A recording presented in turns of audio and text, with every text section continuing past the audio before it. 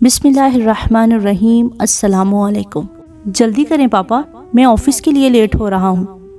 عامر نے عجلت میں باپ کو پکارا۔ ابراہیم صاحب نم آنکھوں کے ساتھ اپنا سوٹ کیس اٹھا کر عامر کی طرف چل دیے، جو اپنی گاڑی میں ان کا انتظار کر رہا تھا۔ ان کے بیٹھتے ہی گاڑی چلنے لگی۔ گاڑی کچھ دیر کی ڈرائیو کے بعد ایک مقام پر جا کر رک گئی۔ عامر نے بنا کچھ کہے اشارے سے باپ کو اترنے کے لیے کہا۔ وہ اپنا سوٹ کیس تھامے ہوئے چپ چاپ گاڑی سے اتر گئے اور عامر نے اسی خاموشی سے گاڑی اپنے آفس کی طرف رواں دواں کر دی۔ ابراہیم صاحب کے سامنے ایک بڑا سا گھر تھا، جس کا چوکیدار ان کا سوٹ کیس لے کر انہیں گھر کے اندر لے گیا۔ چوکیدار نے انہیں ان کا کمرہ دکھایا اور کمرے میں داخل ہوتے ہی ابراہیم صاحب نے کمرہ اندر سے بند کر دیا اور ان کی آنکھوں سے اشکوں کا تھما ہوا سمندر اپنا بند دوڑتا ہوا بہنے لگا، اور اب وہ پھوٹ پھوٹ کر رو رہے تھے۔ وہ کیوں نہ روتے؟ ان کی اکلوتی اولاد عامر انہیں آج بوجھ سمجھ کر اولڈ ہاؤس میں چھوڑ کر چلا گیا تھا۔ روتے روتے وہ نڈھال ہو گئے، اور جب اشک تھمے تب ابراہیم صاحب یادوں کے سمندر میں غوطہ زن ہو کر ماضی کے اس جزیرے میں جا پہنچے جب انہیں پہلی بار ڈاکٹر مریم نے بیٹے کی ولادت کی خوشخبری سنائی تھی۔ ابراہیم صاحب یہ خبر سن کر پھولے نہیں سما رہے تھے اور ہر ایک سے فخریہ انداز میں اپنے باپ بننے اور بیٹے کی آمد کی خبر دے کر مبارکباد وصول کر رہے تھے، اور دوسری طرف ان کی اہلیہ ہما بھی اپنے بیٹے کی آمد پر فخر محسوس کر رہی تھی۔ اس خوشخبری پر انہوں نے گھر میں ایک پارٹی منعقد کی، جس میں شہر کی اہم کاروباری شخصیات کو مدعو کیا گیا تھا۔ ابراہیم صاحب ہر شخصیت کے پاس جا کر فردن فردن ان سے ملاقات کرتے تھے اور مبارکباد وصول کرتے جا رہے تھے۔ دیکھتے ہی دیکھتے 4 سال کا عرصہ گزر گیا۔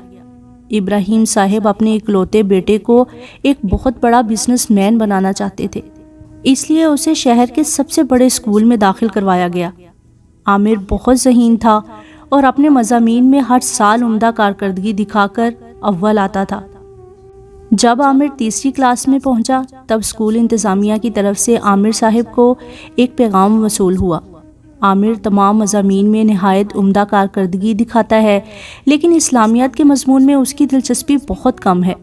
برائے مہربانی والدین سے درخواست ہے کہ وہ اسلامیات کے مضمون میں عامر کے ساتھ پڑھائی میں سختی کریں، شکریہ۔ ابراہیم صاحب نے اس پیغام کا جواب اسکول والوں کو کچھ اس طرح دیا تھا: مجھے اپنے بیٹے عامر کو ایک بڑا بزنس مین بنانا ہے۔ اگر مولانا بنانا ہوتا تو اسے اسکول کی بجائے مدرسے میں تعلیم دلواتا، لہٰذا اسلامیات پاس کرنا ہی کافی ہے۔ دن گزرتے گئے۔ عامر نے میٹرک کے بعد انٹر کب کیا پتہ ہی نہیں چلا۔ گریجویشن میں ایڈمیشن دلوانے کے لیے ابراہیم صاحب نے پہلے سے پلان کر رکھا تھا کہ اسے IBA میں ایڈمیشن دلوائیں گے۔ عامر ذہین تھا، اس لیے IBA کا ٹیسٹ بآسانی پاس کر کے وہاں ایڈمیشن حاصل کر لیا۔ تب اس جشن میں ابراہیم صاحب نے ایک بہت بڑی پارٹی منعقد کی، اور پھر سے ایک بار شہر کے تمام رئیس و معزز بزنس مین اس میں مدعو کیے گئے۔ پارٹی میں 2 روز باقی تھے۔ پارٹی کی تیاریاں عروج پر چل رہی تھیں۔ گھر کو ایسے سجایا جا رہا تھا جیسے عامر کو IBA میں ایڈمیشن نہیں بلکہ IBA کی سند ملی ہو۔ آج گھر میں ہر طرف جشن کا سا سما تھا۔ شہر کی باعزت اور باوقار شخصیات ابراہیم صاحب کے گھر میں موجود تھی۔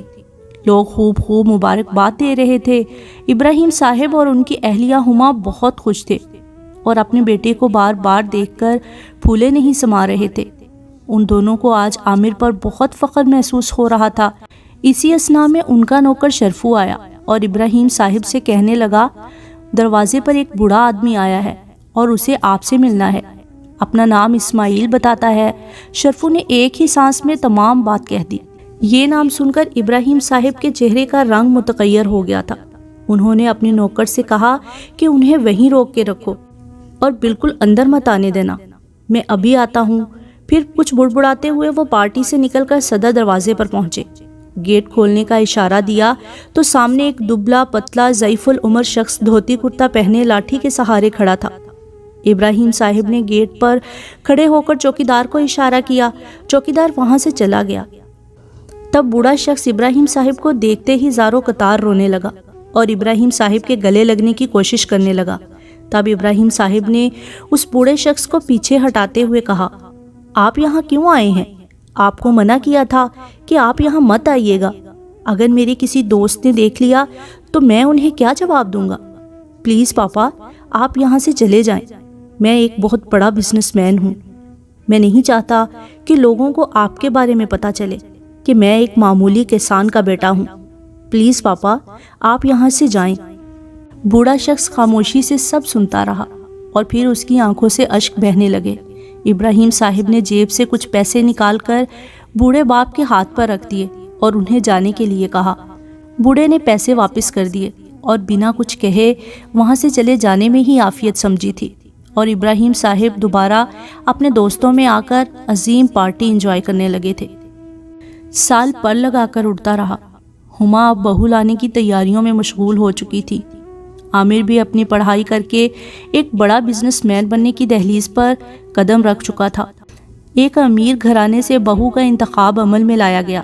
سیٹھ واجد، جو شہر کا بہت بڑا رئیس تھا، اس کی بیٹی انزیلا واجد سے عامر کا رشتہ طے پا گیا. رشتہ ہو جانے کے کچھ ماہ بعد ہما بیگم کی اچانک طبیعت خراب ہو گئی اور وہ کچھ دن کی علالت کے بعد اس دنیا سے رخصت ہو گئیں. اہلیہ کی موت کے بعد ابراہیم صاحب بہت اکیلے ہو گئے تھے اور سال بعد ہی وہ عامر کی شادی کر کے بہو کو گھر لے آئے. امیر گھرانے کی بہو اعلیٰ تعلیم یافتہ تھی. ابراہیم صاحب اسے ایک پل نہیں بھاتے تھے. ابراہیم صاحب کو بہو کا گھر سے باہر رہنا اور جاب کرنا پسند نہیں تھا. اسی وجہ سے گھر میں ایک سرد سی جنگ چھڑی رہتی تھی. انزیلا نے عامر سے صاف صاف کہہ دیا کہ آپ کے پاپا بہت دقیانوسی خیالات کے مالک ہیں.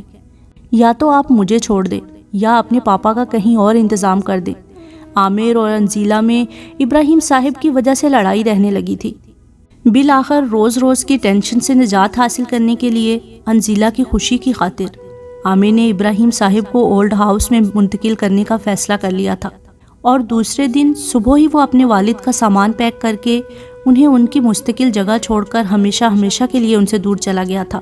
دروازے پر دستک ہوئی تھی. ابراہیم صاحب یادوں کے سمندر سے باہر نکل کر اصل دنیا میں واپس آ گئے. دروازہ کھولا تو دروازے کے باہر ابراہیم صاحب کی طرح کئی اور والدین انہیں اپنے اس نئے گھر میں ویلکم کہنے کے لیے موجود تھے. ابراہیم صاحب کو دیکھ کر سب خوش تھے کہ اولڈ ہاؤس میں ایک اور فرد کا اضافہ ہو گیا تھا، اور پھر سب ابراہیم صاحب کو لے کر کھانے کی ٹیبل تک لے گئے. اسی طرح کے حالات سے ہم لوگ بھی دوچار ہیں. سامعین، کہیں آپ بھی تو اپنے گھر کے رحمت کو اولڈ ہاؤس آباد کرنے کا تو نہیں سوچ رہے؟ میری آپ سب سے گزارش ہے کہ اپنے والدین کی عزت کریں، ان کو انمول سمجھیں، کیونکہ والدین ہمیں دنیا میں ایک بار ہی ملتے ہیں، اور والدین کے ساتھ کیا ہوا عمل ہمارے اپنے ہی کام آتا ہے، کیونکہ ہم بھی ماں باپ ہیں. ہم جیسا بوئیں گے کل ویسا ہی کاٹیں گے.